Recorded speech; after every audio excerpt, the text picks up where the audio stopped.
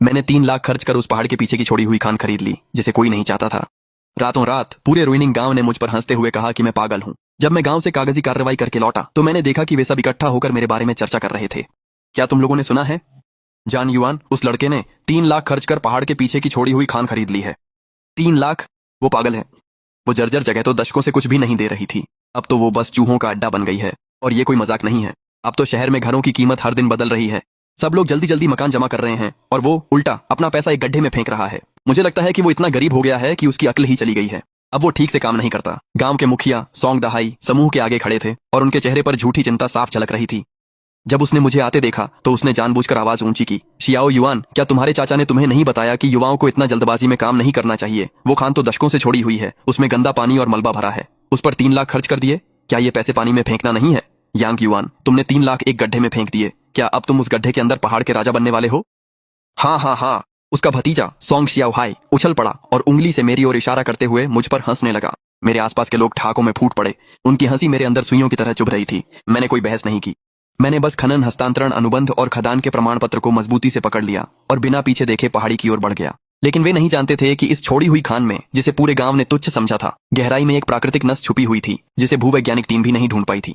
और सबसे हैरान करने वाली बात यह है कि हर दिन तड़के 3 बजे खान की सबसे गहरी चट्टान की दीवार से एक झरने का पानी रिसता है जिसमें सोने की रेत मिली होती है।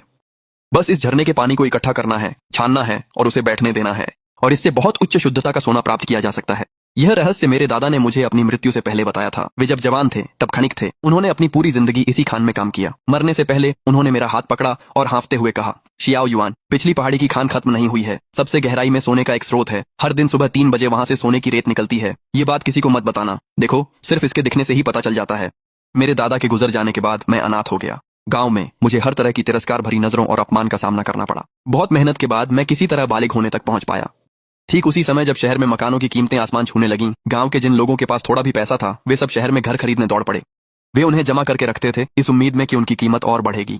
उदाहरण के लिए सौंग दहाई के परिवार ने शहर में 3 अपार्टमेंट खरीदे। सौंग शियाओहाई पूरा दिन आलस्य करता रहता था, लेकिन अपनी परिवार की कई संपत्तियों के कारण वह गांव में इतराता फिरता था। मेरे पास घर खरीदने के लिए पैसे नहीं थे। मेरे दादा ने मुझे केवल टेक्सास में एक जर्जर घर और इस खान का रहस्य छोड़ा था। यहाँ वहां से पैसे जोड़कर और बैंक से 2 लाख का कर्ज लेकर आखिरकार मैंने 3 लाख इकट्ठा कर ली। मैंने गांव में इस परित्यक्त खान के स्थायी उपयोग के अधिकार खरीद ली। जब मैंने ट्रांसफर अनुबंध पर अपना नाम साइन किया तो सौंग दाही की आंखों में हल्की सी हिकारत की झलक दिखाई दी। निश्चित ही उसने सोचा होगा कि मैं बेवकूफ हूं जो 3 लाख एक सड़े हुए गड्ढे पर खर्च कर रहा हूं जिसकी कोई कीमत नहीं। लेकिन उसे नहीं पता था कि उसी पल से मेरी जिंदगी पूरी तरह बदलने वाली थी। मैं खान के प्रवेश द्वार तक चला गया और जंग लगी बड़ी लोहे की दरवाजा को धक्का दिया। एक नम और फफूंदी की गंध मेरे चेहरे से टकराई। अंदर सब कुछ अंधेरा था।